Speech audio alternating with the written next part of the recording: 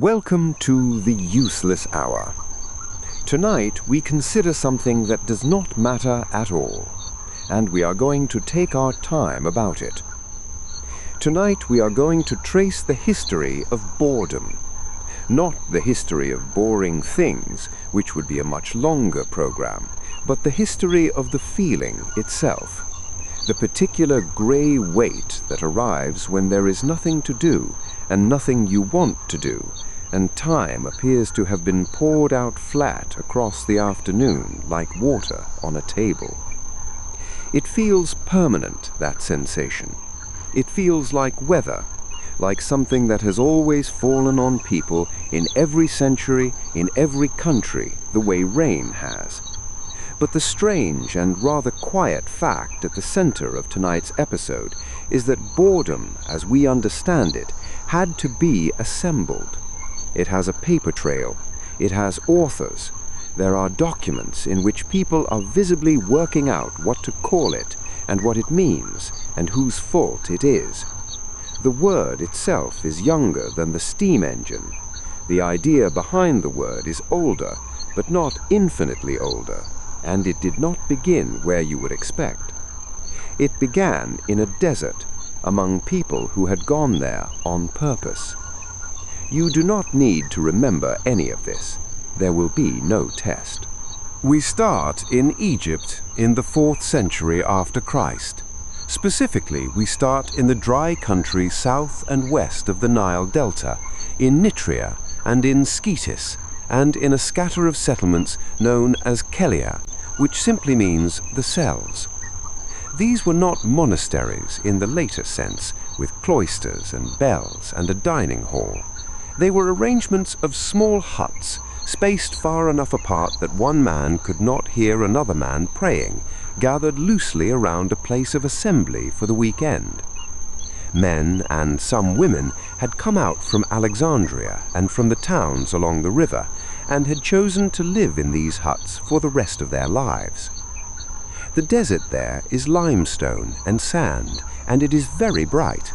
The Nile Valley is a green line, and then quite abruptly it stops.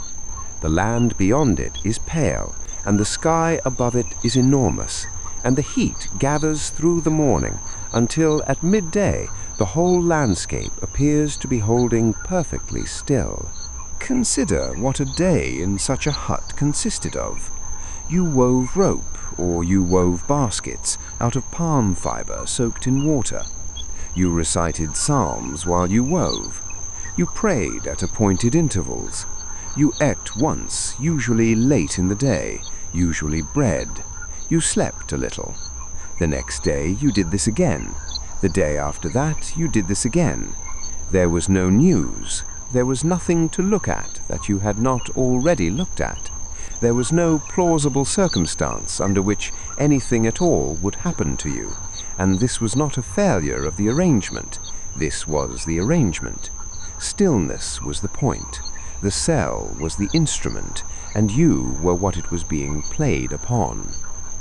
And in that silence, with the work of the hands going on and the mind entirely unoccupied, something began to happen to these people at about 10 o'clock in the morning. They noticed it. They discussed it. Eventually, one of them wrote it down with enormous care, and it is one of the first detailed descriptions in the Western record of the thing we now dispose of with a single shrugging word. His name was Evagrius Ponticus.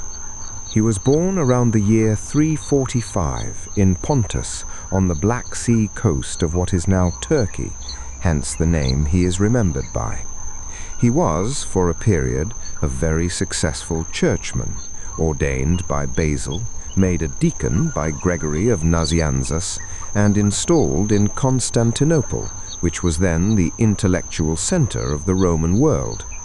He was, by the accounts we have, a brilliant speaker. He was also, by his own account, in serious trouble. He had become entangled with a married woman of high rank, and in around 382 he left the city abruptly, went first to Jerusalem, and then went out into the Egyptian desert and stayed there.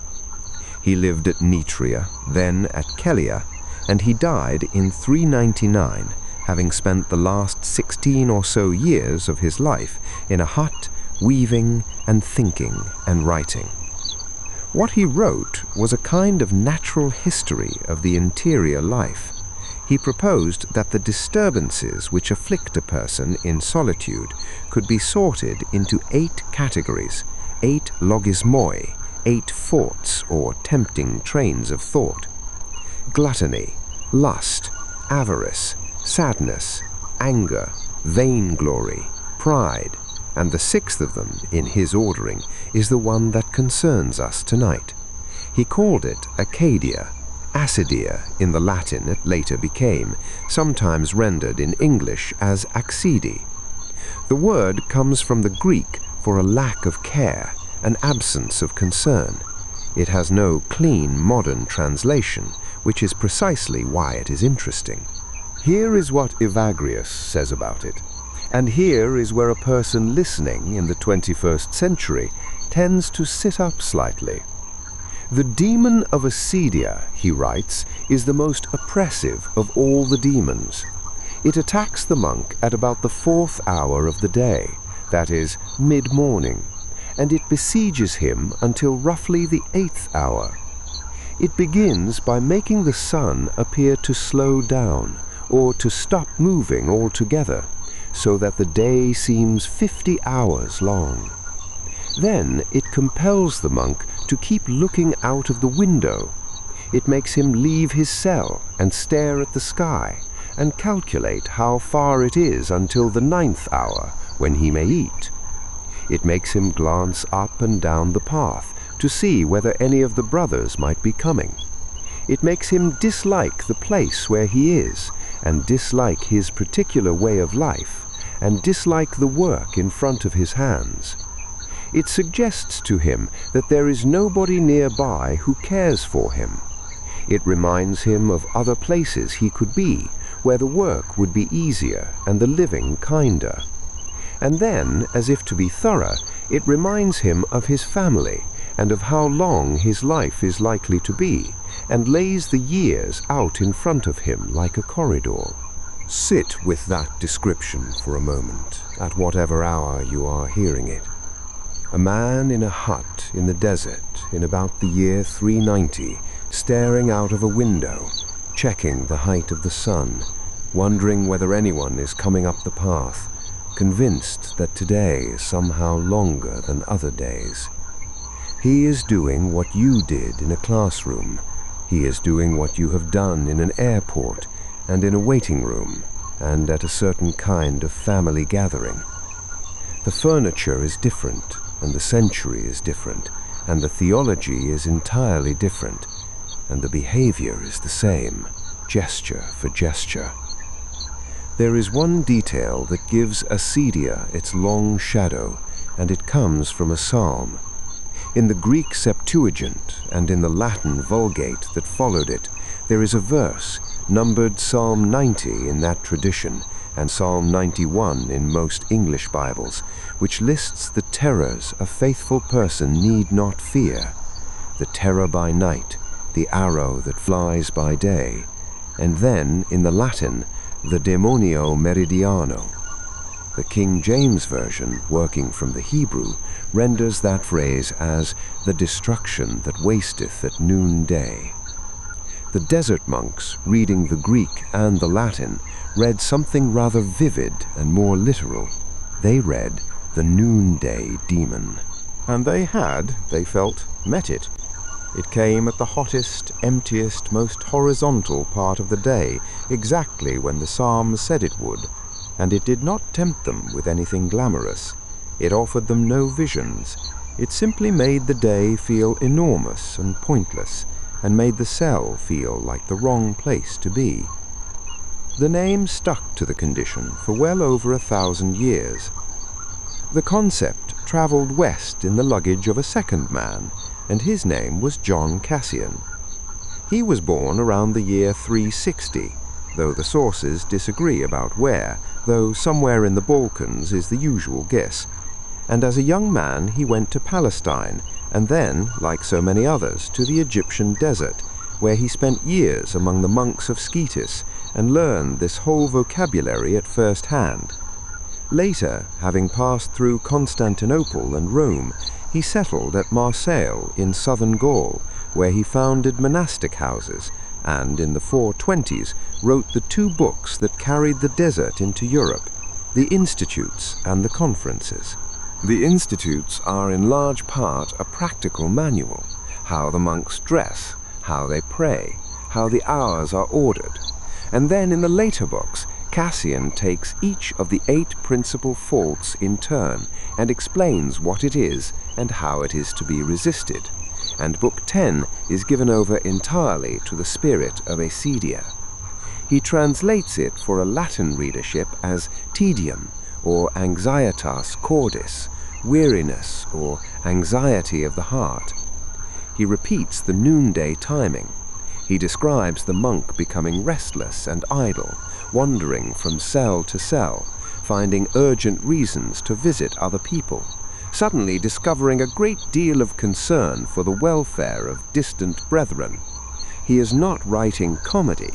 He is writing a field guide for readers who will shortly be facing the same afternoon.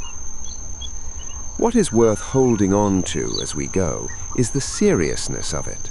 These men were not describing a mild inconvenience, they were describing an emergency. Acedia was thought capable of emptying a person out entirely, of ending a vocation, of undoing a life that had been deliberately narrowed to a single purpose. The remedy Cassian prescribes is not amusement, and it is not a change of scene. It is work, and it is staying put. The Egyptians had a saying, which Cassian records, "Sit in your cell, and your cell will teach you everything." So the first chapter of the history of boredom is written by people who had gone looking for stillness, found it, and discovered that it had a passenger. The desert did not keep Acedia to itself. Nothing that is written down ever really stays where it was written. The 8 thoughts traveled out of Egypt in the baggage of men who had gone to look at the monks and had come home again. And by the end of the 6th century, the list had reached Rome, where it met a mind of enormous administrative tidiness. That mind belonged to Gregory, later called Gregory the Great, who became Bishop of Rome in the year 590. Gregory had been a monk himself, and before that a Roman official, and it shows. In his vast commentary on the Book of Job, a work of many books and many years, he took the inherited catalogue of thoughts and rearranged it into something more orderly. He placed pride apart and above, as the root and queen of the rest, and beneath it he set the principal vices, 7 of them, arranged in a descending order of gravity, each begetting its own offspring in a kind of family tree of failure. And in the course of that tidying, Acedia disappeared. Gregory folded it into tristitia, sorrow, sadness, dejection, on the reasonable ground that the 2 overlapped, and that a list is easier to teach when it is shorter. It is worth pausing on the fact that the arrangement was not stable and remained unstable for centuries. Manuscripts disagree, preachers disagree. Sometimes sadness is there and sloth is not, sometimes both. Sometimes the words are treated as synonyms and sometimes as cousins. Slowly, over the long stretch of the Middle Ages, the balance tipped the other way. Tristitia faded from the list, and Acedia came back and took the vacant seat, and the 7 settled into the shape that most people can still half remember. Pride, greed, lust, envy, gluttony, wrath, and sloth. In Latin, the vice were sometimes glossed as pigritia, which simply means laziness. In Middle English, it became sloth, and in that one small act of translation, something rather large was mislaid. Because acedia had never been laziness, The monk in the cell was not lazy. He was, if anything, exhausting to be near. He was up and down, in and out, full of urgent errands, keen to visit the sick, keen to counsel his brothers, keen to be anywhere other than the small square of floor he had promised to occupy. The state was defined by restlessness, by an inability to remain still and to remain present, by the fact that time had somehow become an obstacle rather than a medium. To call that laziness is to describe a fever by mentioning only the sweating. What had been a subtle inner weather, observed by specialists over decades in the only laboratory that existed for it, was flattened into an accusation that could be made across a table by anyone at all.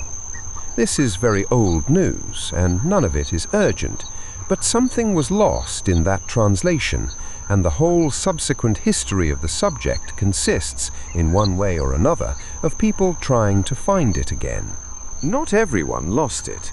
In the 13th century, Thomas Aquinas, working through the Summa Theologiae, gave Acedia a careful treatment in the section on charity, and his definition is one of the strangest and most precise things anyone has said about the condition. He called it a sorrow about a divine good. Not idleness, not the absence of activity, but a sadness that settles specifically on the thing that ought to have produced joy. Charity, Aquinas held, produces joy. Acedia is the sin that consists in being unable to feel that joy, and in coming to find the good itself oppressive and heavy, so that the mind draws back from it the way a hand draws back from something hot. It is a sin, in the technical sense, only insofar as it is consented to, and it is opposed, he noted, to the commandment about rest, because it is the refusal of the mind to rest in what should be restful. A century later, in England, the same idea appears in the vernacular at the very end of the Canterbury Tales. Chaucer's parson does not tell a tale at all. He delivers a long prose treatise on penitence and works through the deadly sins in order, and when he reaches the 5th, he calls it Acedia, keeping the old word almost intact.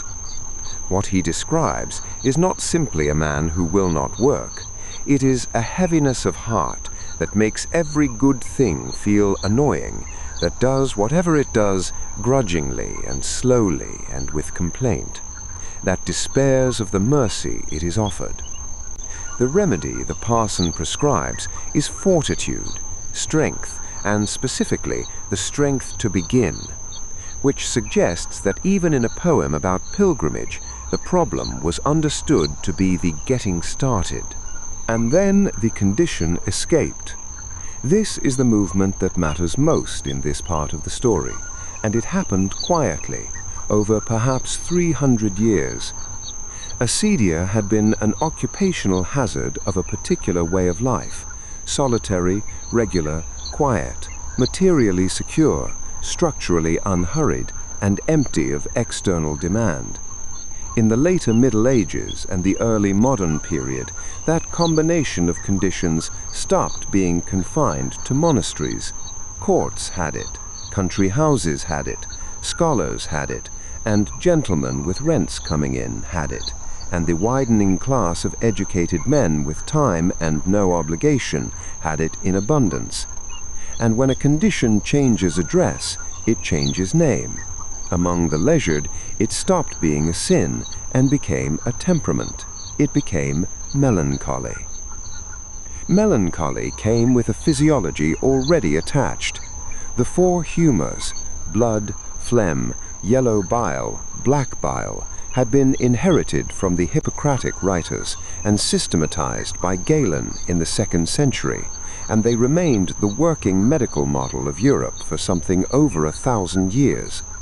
Melancholia is simply the Greek for black bile, melas, black, and chole, bile. An excess of it made a man cold and dry, given to fear and sadness without evident cause, slow, studious, sleepless, and heavy. The great convenience of this scheme was that it made the condition respectable. A humor is not a moral failing, it is a fact about the body, like a limp. It became more than respectable. Late in the 15th century, the Florentine scholar Marsilio Ficino, drawing on an older text attributed to Aristotle that asked why all outstanding men in philosophy and poetry and the arts appeared to be melancholic, linked the black humor to Saturn and to genius, and gave the sadness of the learned man a flattering pedigree. Dürer engraved his winged figure in 1514, seated, chin on fist, surrounded by unused instruments. By the reign of Elizabeth, the melancholy man was a recognizable social type, with a costume and a posture, and the affliction of the desert monk had become, in certain circles, a way of indicating that one had a mind. All of which produced in 1621 one of the strangest books in the English language. The Anatomy of Melancholy was published at Oxford by a scholar of Christ Church named Robert Burton, who signed himself Democritus Jr., and who spent essentially his entire adult life inside that one college, and much of it inside its library. The book sets out to anatomize melancholy, its causes, its symptoms, its cures, and it does in 3 partitions with a rigor that would be admirable if it were not also completely uncontainable. It swells outward into digressions on the air, on spirits, on the geography of the heavens, on love, on religious despair, quoting and half-quoting and mistranslating 1,000 authors in a prose that piles clause on clause because the writer cannot leave anything out. Burton revised it repeatedly, and each edition grew. He died in 1640. The last version, larger still, appeared in 1551. He explained his reason for writing it plainly in the address to the reader. He wrote of melancholy, he said, by being busy to avoid melancholy. It is a treatment disguised as a treatise. The cure is the composition, and the composition can never be finished, which is why it is so long. Underneath all of this ran an older and simpler vocabulary, which had never gone away. The French had ennui, a word that descends from a Latin phrase meaning more or less that a thing is hateful to me, the same root that gives English annoy. The Romans had tedium vitae, the weariness of life, and they discussed it without any theology at all. Seneca returns to it repeatedly in the letters, the man who cannot settle, who changes his house and his company, who takes ship for another country and arrives to find the same person on the shore.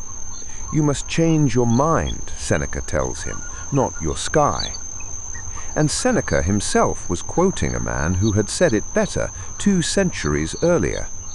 In the 3rd book of On the Nature of Things, Lucretius describes a Roman who is bored in his own townhouse, and who suddenly rushes out and drives his ponies headlong to his country villa as though the place were on fire, and arrives and yawns, and either falls heavily asleep or turns around and hurries back to the city. He is not traveling, he is fleeing himself and failing because he brings himself along. That was written some 60 years before the birth of Christ in a poem about atoms, by a man who was not trying to describe boredom at all. And here the story changes its shape, quietly and without announcing itself. Until now, we have been following a feeling that was described with great care by men in the desert, catalogued by churchmen, dissected by physicians, and blamed variously on demons, on black bile, and on the soul's own weakness. But in all those centuries, in all that description, the English language had no ordinary word for it. There were borrowed words and learned words and long Latin phrases that meant roughly the weariness of life. There was nothing you could say to a friend on a wet afternoon. And then, somewhere around the middle of the 18th century, in England, a new word appears. It appears the way most words appear, which is to say, without ceremony, in letters, in private conversation, in the slang of fashionable people who were pleased with themselves for using it. The word was bore. It arrives first as something a person does to you, and as something a person can be. To bore, a bore.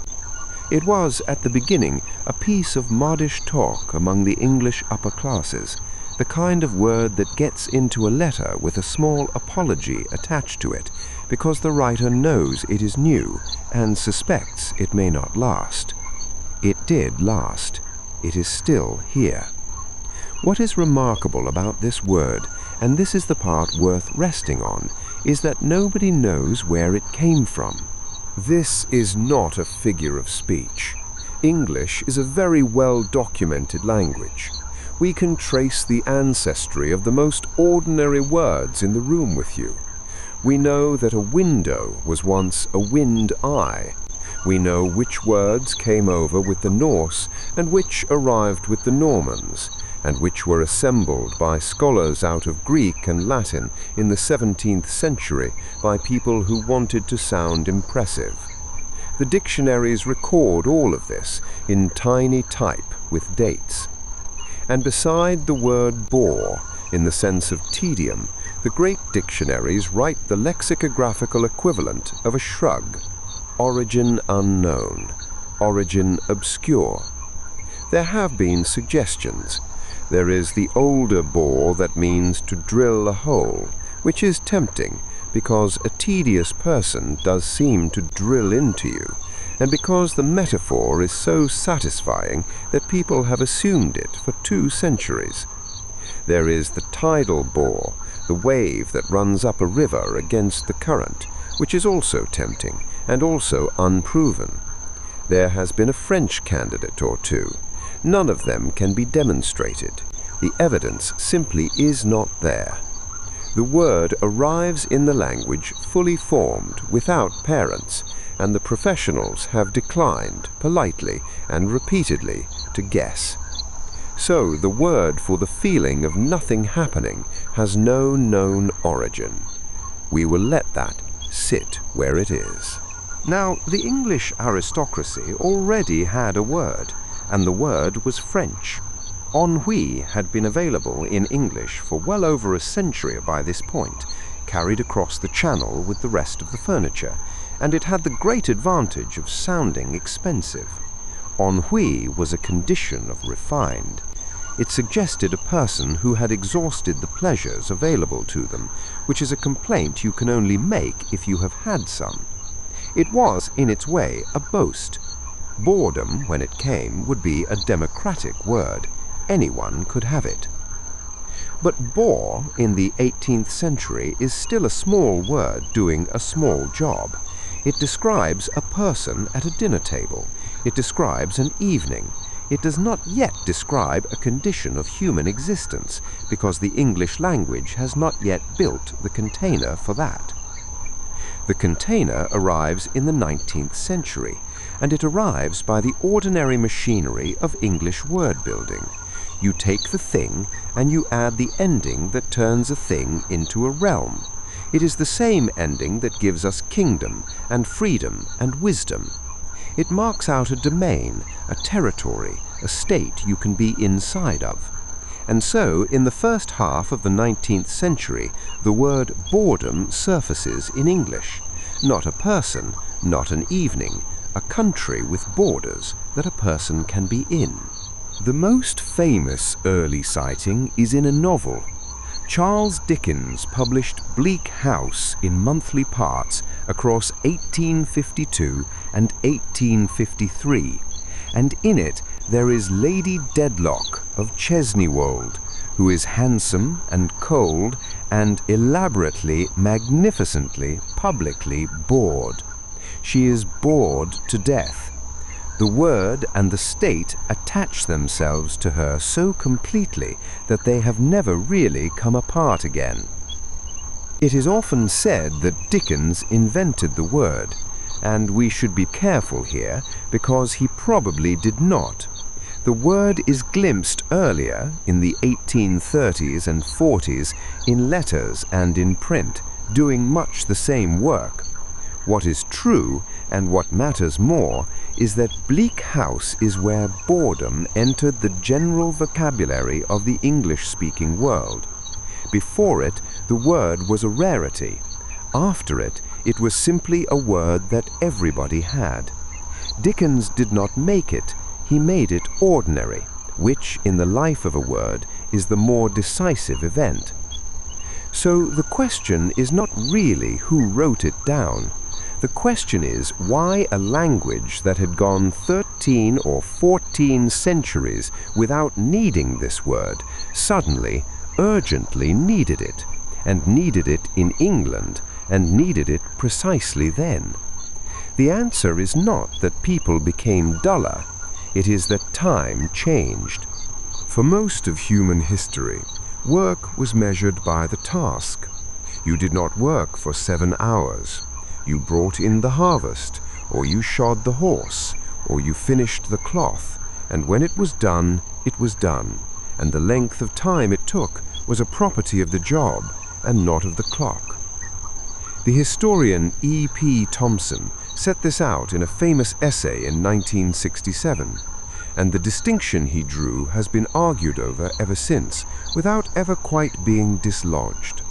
Task orientation, he called it, against timed labor. In a task-oriented world, the boundary between work and life is soft to the point of invisibility. The cow needs milking when the cow needs milking. The tide comes in when it comes in. There is no whistle. Then there is a whistle. The factory did something that no previous workplace had done at scale. It bought time rather than output. It put a clock on the wall, a clock owned by the employer, and famously not always an honest one, and it paid by the hour. And from that moment onward, time could be wasted, and time could be stolen, and lateness became a moral failing rather than a piece of weather. The bell rang, and you were inside. The bell rang, and you were outside. The old customary habits, the long tradition of not really starting the week until Tuesday, were ground down by the discipline of the gate. And this had a consequence that the factory owners did not intend and could not have predicted, which is that if work is now a bounded block, then everything that is not work is also a bounded block. That is the invention of free time. Not rest, which humanity has always had, not the holy day, which is old, free time as a category, an empty, defined, measured interval that belongs to you, that arrives on schedule, and that must be filled with something. Once the interval exists, the problem of the interval exists. This is not a coincidence of timing, it is the same event described twice. The Factories Act of 1847, which limited the hours of women and young people in the textile mills, is on the face of it a piece of humane legislation about exhaustion. It is also, quietly, a piece of legislation that manufactures evenings. And the evening was then extended further by light. Gas lighting came out of the foundries and onto the streets in the first years of the century, into Pall Mall in 1807, into a chartered company in London by 1812, and then into shops and mills and eventually houses. The day no longer ended when the sun did. Electric light later would finish the job. Hours that had simply been dark became hours that were available. An available hour is an hour you can fail to fill.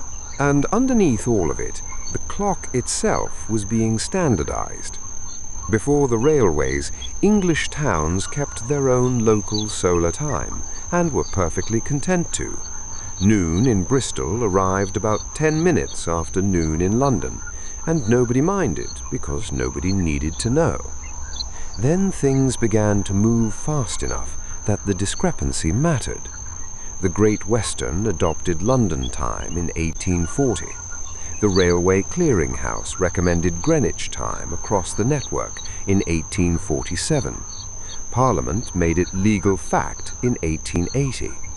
The whole country, for the first time, agreed on what moment it was. And a society without a strict, shared clock does not need a word for the specific misery of waiting.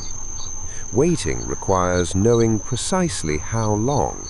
It requires a second hand and a timetable and an agreed noon.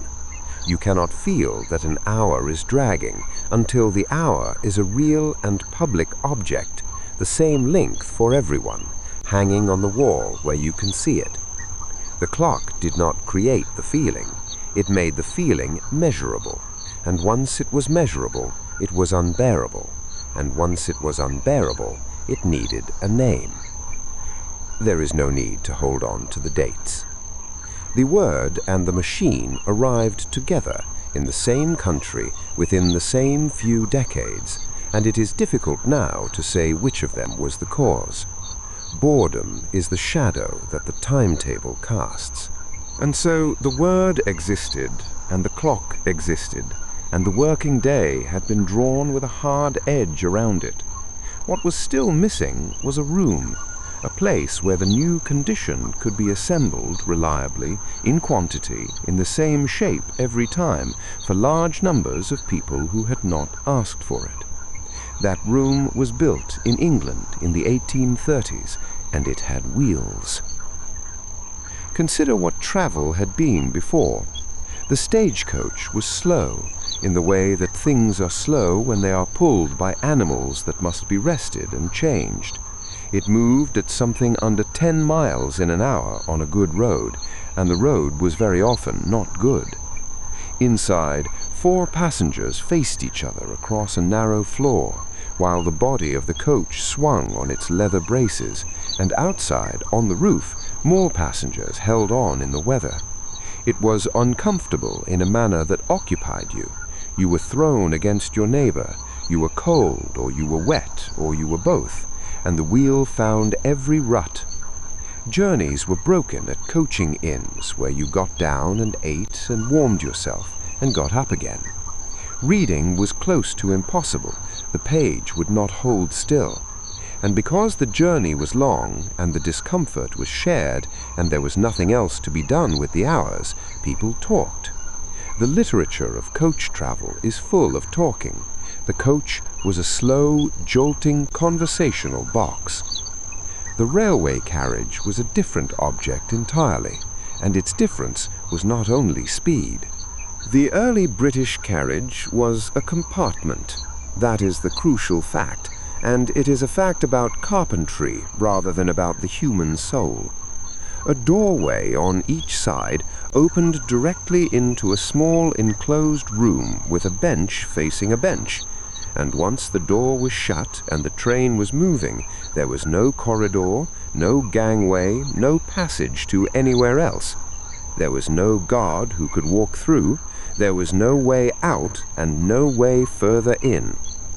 Not until the closing years of the century did corridor carriages, with a passage running the length of the train, become common in Britain. Before that, for something like 60 years, the ordinary experience of railway travel was to be sealed into a small panelled room with 5 or 6 strangers, at a speed nobody could do anything about, for a duration printed in advance in a timetable. That last part is the part that matters. The duration was known. It was published. It was, within the limits of the age, dependable. You did not merely find yourself with time on your hands, you could look up in advance exactly how much of it there would be, and you could see that there was nothing whatever you were required to do with it. The passenger had no task. He was not driving, not navigating, not holding the reins, not watching the road. He had been reduced for a fixed and stated number of minutes to cargo that could think. And the carriage was, for a good part of the year and a good part of the day, light. Windows on both sides, a bench at a comfortable reading distance from the window, and, crucially, a ride smooth enough to hold a page steady. At night it was worse. An oil lamp lowered into the roof of the compartment gave a light that was, by every account, poor, and gas and then electricity came only later. But by day, the railway carriage was the first vehicle in the history of the world in which an ordinary person could comfortably read a book. The other thing it produced was silence, and the silence had to be managed. The Victorians found the compartment socially awkward in a way that seems to have genuinely troubled them. Here was a small room in which you sat knee to knee, facing a person of unknown character and uncertain rank, with no natural occasion for introduction and no means of withdrawal. Etiquette writers of the period turned their attention to it, and the advice that settled into postum was, broadly, restraint, that one did not force conversation on a fellow passenger, that a person who did not wish to speak should not be obliged to, that the compartment was to be treated as a kind of temporary private space that several people happened to be occupying at once. This is roughly the etiquette we still keep on public transport, and it was worked out, largely, in these boxes. Some anxiety about the arrangement was practical rather than social, and the railway companies eventually made small alterations, openings between compartments, means of communicating with the guard, to answer the plain fact that a sealed room full of strangers had no way of calling for help. There was, alongside this, a broader nervousness about rail travel that ran through the middle of the century. Doctors and lawyers argued at length about a set of persistent complaints reported by passengers after accidents: trembling, sleeplessness, pain, a lasting disturbance of the nerves, with no visible injury to account for them. A London surgeon published a book in the 1860s on injuries to the nervous system arising from railway accidents, and the phrase "railway spine" entered the language. Whether the condition was an injury to the body, or an injury to the mind, or a product of the compensation claims that surrounded it, was disputed then and is still not settled, and it is worth saying plainly that the medical claims of the period were shakier than their confidence suggested. The point for us is narrower and safer. The railway was widely felt to do something to the nervous system of the person carried by it. It was not experienced as neutral. So, several million people, in a country that was laying track faster than it had ever laid anything, sitting still, in good light, in enforced silence, with a known quantity of empty time and no task. That is not a mood. That is a market. It was recognized as one almost immediately. In 1848, the firm of W. H. Smith, until then a newspaper wholesaler, a business built on getting papers out of London fast, opened a bookstall at Euston Station on the London and North Western Railway. It was a good idea, and Smiths did what good ideas invite, which is to buy the ground under them. The firm negotiated exclusive rights to sell on one railway and then another, and within a few decades there were bookstores at stations across the country, all of them selling to the same captive, seated, idle customer. From 1860 they added a circulating library, so that a book could be taken out at one station and returned at another. The bookstall became a fixture of the platform, as ordinary as the clock and the name board. What the stalls sold shaped what was written. Publishers began producing books specifically for the journey, cheap reprints in glazed paper-covered boards, usually yellow, with a bright illustration on the front, sold for $1 or $2, the yellow backs. Routledge launched its railway library in 1848 and kept it going for half a century, accumulating something over 1,000 titles. Other houses followed with their own libraries. The books were priced to be bought without deliberation and made to be abandoned when finished.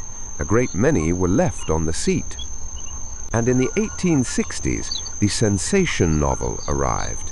Wilkie Collins, Mary Elizabeth Braddon, plots of secrets and false identities and things buried. Fiction built to seize a distracted reader in the first page and hold him past 3 stations. Something quiet had happened underneath all this. The length of a book had begun to be measured against the length of a line. Publishers thought about journeys. Writers thought about chapters that ended where a reader might have to get out. A form of literature had been shaped, in part, by railway timetables. The details do not matter, and you may let them go. But hold on to the shape of it, because the shape is what survives. Before the railway, an empty hour was mostly a private misfortune, and you dealt with it privately. After the railway, an empty hour was a predictable, countable, locatable thing. It happened to this many people, on this platform, at this time, every single day, and it could therefore be supplied. From this point onward, boredom and its remedy traveled together, and they are sold at the same counter. Someone will always be standing at the entrance to your empty interval, holding something bright, priced so that refusing it feels like more effort than accepting it. The station bookstall is the ancestor of every screen you have ever looked at while waiting. The economy that begins here is not an economy of things you need, it is an economy of intervals, and it has been growing without interruption ever since. So, the word had arrived, and the trains had arrived, and the little yellow books had arrived to fill the hours the trains created. And while all of that was happening on the platforms and in the carriages, a smaller and quieter thing was happening in a few rooms in Germany and Denmark, where certain men who did not travel very much had decided that boredom was not a minor complaint at all. They thought it was one of the central facts about being a person. They were entirely serious. This is the part of the night where the ideas get a little larger, and you do not need to follow every turn of them. Let them go past like stations in the dark. Arthur Schopenhauer published his great book in 1818, and almost nobody read it for 30 years, which he minded very much. In it, he described human life with an image so simple that once you have heard it, you cannot quite unhear it. He said that life swings back and forth like a pendulum between suffering and boredom. Here is what he meant. You want something. Wanting it hurts a little or a lot. The wanting is a kind of ache, and the ache is the suffering. Then, if you are lucky, you get the thing, and the ache stops. And in the space where the ache used to be, something else arrives almost immediately, something flat and grey and without any content of its own, and that is boredom. Then a new wanting starts, and the pendulum swings back. Sit with that for a moment, because it is stranger than it first sounds. Most of us assume boredom is what happens when nothing is wrong. Schopenhauer is saying the opposite. He is saying boredom is not the gap between problems, it is the second problem. It is what the machinery does when the first problem has been solved, and it arrives so reliably that he treated it as evidence about the whole arrangement, that the wanting was never really about the thing, and that getting the thing was never going to be the end of it. He noticed, in his gloomy way, that the people with the most secure and comfortable lives were often the ones who complained hardest of having nothing to do, and he did not find this ridiculous. He found it confirming. 25 years later, in Copenhagen, a young man named Søren Kierkegaard published a book called Either Or in February of 1843 under a false name, with a whole invented story about the manuscripts having been found in the drawer of a second-hand writing desk. Inside it there is an essay about boredom, written in the voice of a character who is not quite Kierkegaard, and the essay opens by announcing that boredom is the root of all evil, not one of the roots, the root. And then, having said that, the essay goes back to the beginning of everything to prove it. The gods were bored, it says, and so they created human beings.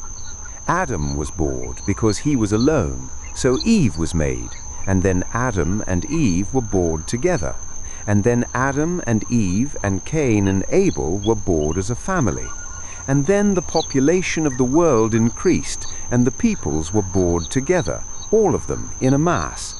And to divert themselves, they had the idea of building a tower so high that it would reach the sky, which is the Tower of Babel, arriving in this account, not as pride, but as a project undertaken by people who could not think of anything else to do. It is written half in earnest, which is the most difficult register there is, and it means it and does not mean it at exactly the same time. But the underlying claim is serious enough. Boredom compounds, it grows with the number of people, and every large human undertaking might be, at bottom, an attempt to get through the afternoon. Then comes the practical part, and this is the part worth taking home. Kierkegaard's character proposes what he calls the rotation of crops. The farmer's version is familiar. You plant wheat in a field one year and something else the next, so the soil is not exhausted. But he says that is the vulgar version, the version practiced by people who are always moving house, always changing jobs, always going abroad to be somewhere else, and it fails because the field is not the problem. His version rotates the method instead. You do not change what you are looking at, you change how you look at it. You attend to a small detail rather than the whole. You impose an arbitrary rule on yourself. You cultivate the art of forgetting as carefully as the art of remembering, so that things can become new again without having to be new. It is a strategy for staying interested in a life you are not going to be able to swap out. Whether it works is another question, but it is the first serious attempt anyone had made to answer boredom with technique rather than with virtue. Now let the century turn. In the winter of 1929 and into 1930, Martin Heidegger gave a lecture course at Freiburg, later published under the title The Fundamental Concepts of Metaphysics, and he spent a very large portion of it on boredom, not as an example, as the subject. He worked through it in 3 grades, each one thinner and stranger than the last. The first is the ordinary kind, being bored by some particular thing.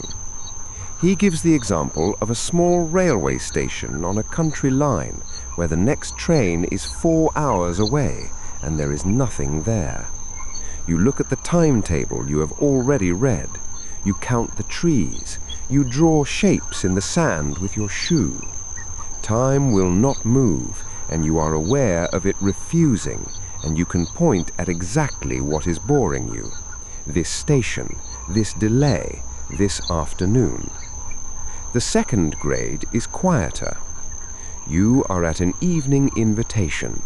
There is dinner, there is conversation, there is music. It is all perfectly pleasant, and nothing at all is wrong with it. You go home, and only on the way home do you notice that you were bored the entire time. You cannot say what bored you, because nothing did. It was not the food or the company. The boredom was in the whole occasion, including your own participation in it, and it had no object you could name. And then the third, which he called profound boredom, and which he treated with something close to reverence. In this state, nothing in particular is boring, because everything is. The world does not lose its objects, it loses its significance, the ordinary pull that makes one thing matter more than another, so that the whole of it lies there in front of you, present and complete, and making no demands. Heidegger did not think this was a misfortune to be cured. He thought it was a mood in which something becomes visible that our usual busy interest keeps hidden. Things as they are, plainly, without our purposes laid over them. He thought boredom was one of the very few conditions in which a person can see the world at all. That is the most extravagant compliment boredom has ever been paid, and it was paid by a man lecturing to students who, one imagines, were experiencing at least the first grade of it while he did. Around the same years, Walter Benjamin was worrying about something related from a different direction. In his essay on storytelling, published in 1936, he was mourning the decline of a certain kind of listening, the deep, half-attending relaxation in which a story can actually sink in. And he wrote that boredom is the dream bird that hatches the egg of experience. It is a soft image, and it repays slowing down for. Experience, in his telling, is not made at the moment a thing happens to you. It is made afterwards, in the long, dull warmth of sitting with it. The bird has to sit on the egg. Nothing visible happens while it sits. And his fear, in a century filling rapidly with newspapers and cinemas and noise, was that we would remove all the sitting and be left with a great many eggs and no bird. Bertrand Russell, more cheerfully, made a plain version of the same argument in his book on happiness in 1930, in a chapter on boredom and excitement. His point, put roughly, was that a life pitched at constant stimulation is not a rich life, but an exhausting one, that each dose of excitement raises the level required by the next, and that the capacity to endure a quiet, monotonous, uneventful stretch is something like a skill, one best acquired in childhood, when a person still has the chance to grow slowly, in one place without being entertained. 4 men, then, none of them agreeing with the others about very much, all arriving at the same odd conclusion by different roads, that the empty hour is not a failure in the design, it is part of the design, and possibly the useful part. For 2,000 years, boredom had belonged to people who dealt in souls.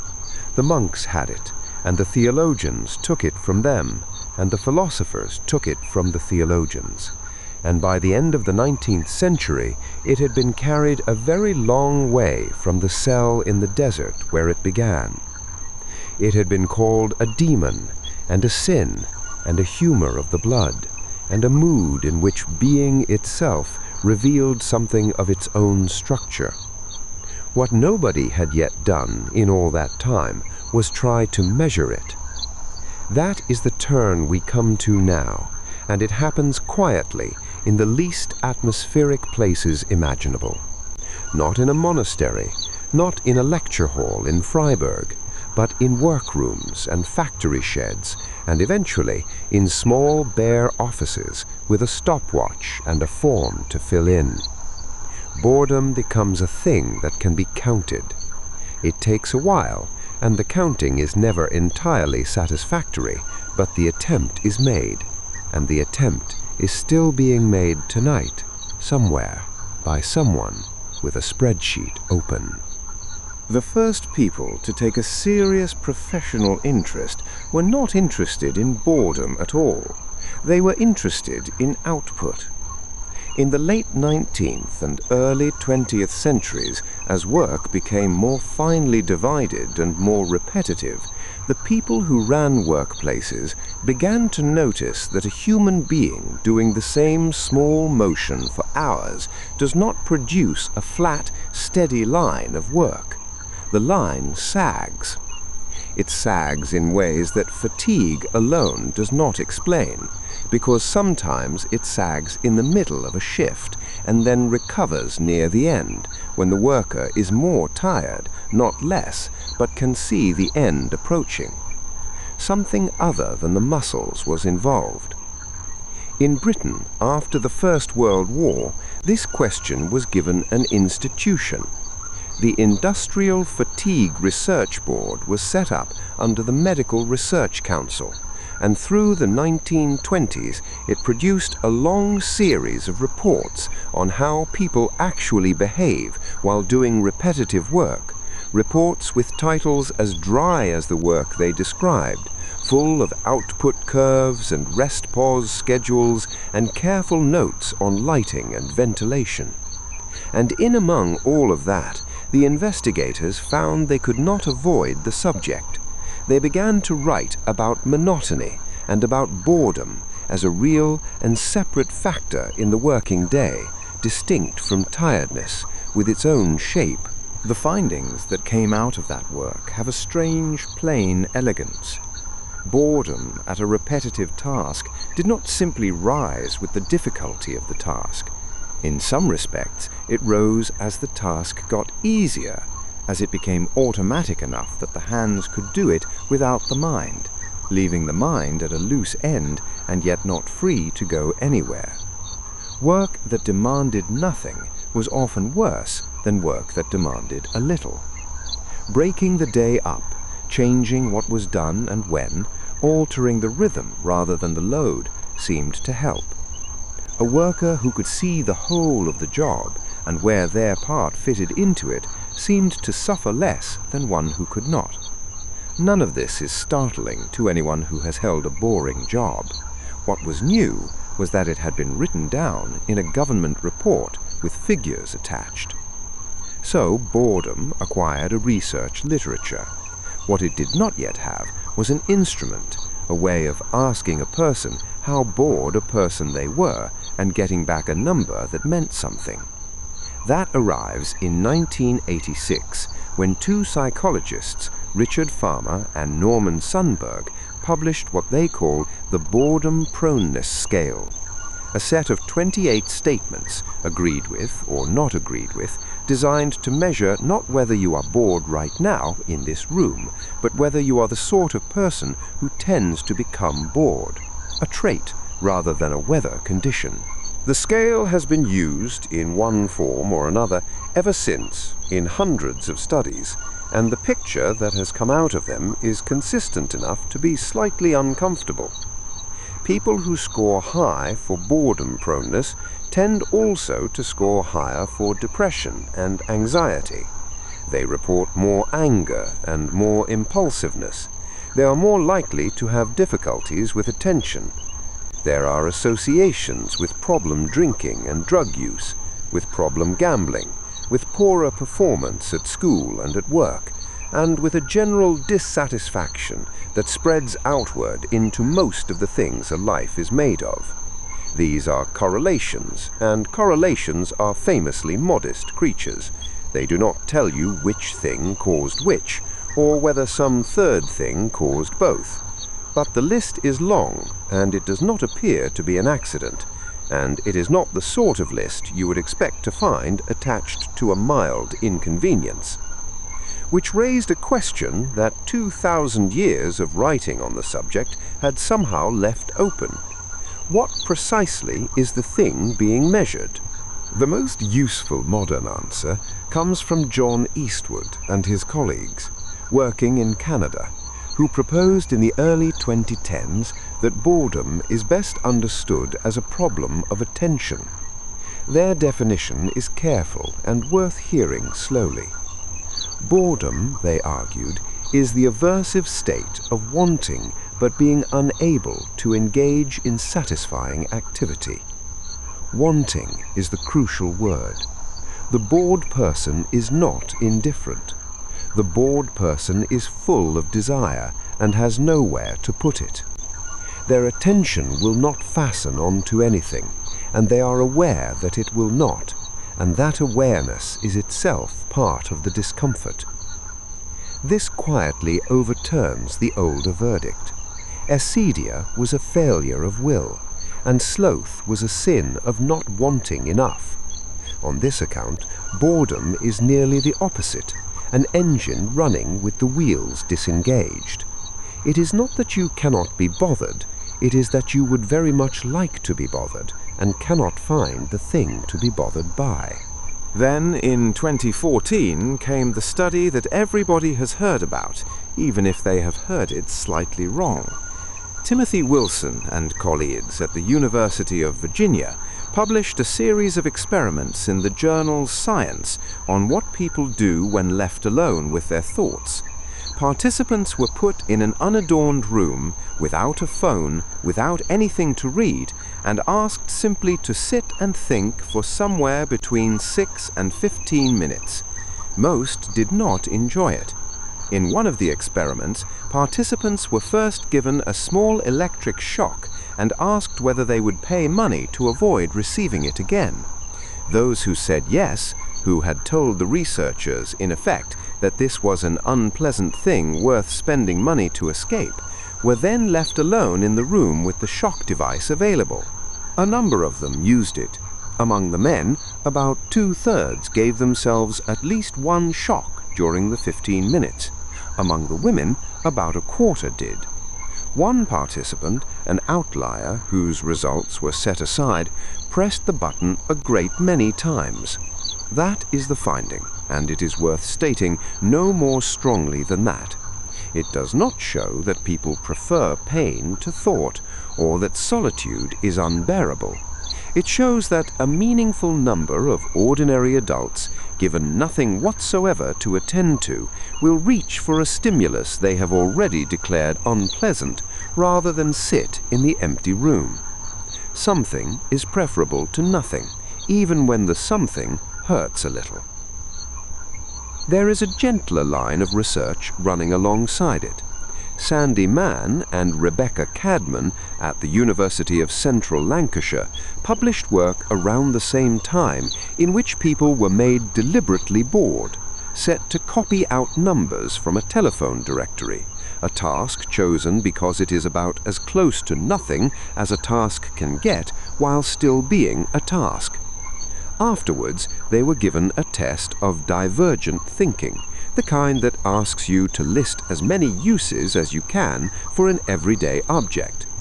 The bored group came up with more ideas and more inventive ones than the group who had not been bored. Reading the numbers rather than writing them produced a stronger effect still. A mind with nothing to hold on to begins, apparently, to wander, and wandering has its uses. Which brings us unavoidably to the present. For the whole of the history we have been walking through, the monks, the physicians, the philosophers, the railway carriage, the factory floor, the bare room in Virginia, the empty interval was simply a fact of being alive. It arrived without being asked, in queues and waiting rooms and on late buses, and whatever anyone thought of it, it came. In the last 15 years or so, for the first time, it has become genuinely possible not to have it. There is a device, and most of us have one within arm's reach, that will fill any gap of any length instantly with something. What that does to a mind that never has to wait is not yet known. It is too recent, and the research is young, and the honest answer is that we are in the middle of the experiment rather than at the end of it. There is no verdict to give you tonight. There is only the observation that a condition which took 2,000 years to name and another century to measure has become, quite suddenly, optional. And so we arrive slowly at the end of a long night, and at the small, strange fact that sits underneath everything we have said. Boredom feels like weather. It feels like one of the plain, unchanging conditions of being a person, no more invented than hunger or cold, something that was simply waiting for us when we got here, and will still be here after we have gone. And yet, when you follow it backwards, it does not behave like weather at all. It has a paper trail. It has authors. It has, in a manner of speaking, a birthday, or at least a decade in which the word for it settled into English and stopped being a description of a person and started being a name for a condition. It has an economics, because someone worked out that the same hour could be sold twice, once as the empty time and once as the thing to fill it with. It has a literature, which is unusual, because most literature is about people doing things, and this is a literature about people not doing them. It has a philosophy, a theology, a body of clinical measurement, and a shelf of experiments. That is a remarkable amount of documentation for a feeling whose entire character is that nothing is happening. Think of what the same experience has been asked to be.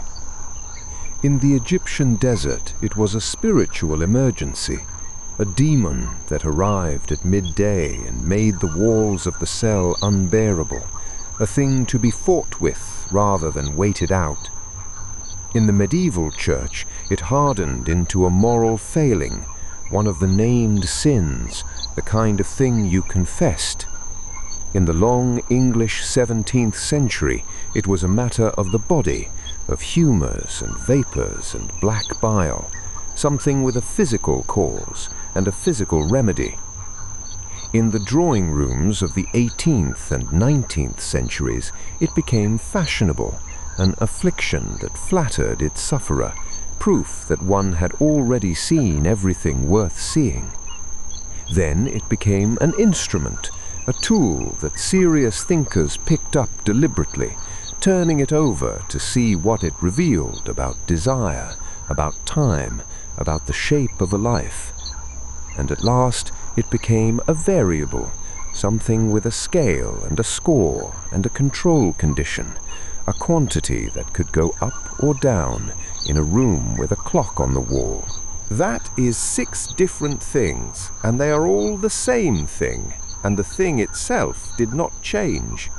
The sensation reported by a man alone in a hut of mud and reed, watching the shadow of the doorway creep across the floor and wondering whether the day would ever consent to end, is recognizably the sensation reported by someone sitting in a laboratory with an electrode strapped to their wrist and 15 minutes to get through. The same restlessness, the same slow leak of interest out of the world, the same faintly insulting sense that time is passing anyway, whether or not you are getting anything out of it. Different centuries, different vocabularies, one feeling. What changed was us, what we thought a person was, what we thought a day was for, what we believed was owed to us in the way of interest. The feeling stayed put, and the meaning kept moving around it, like furniture being rearranged around a chair nobody thinks to move.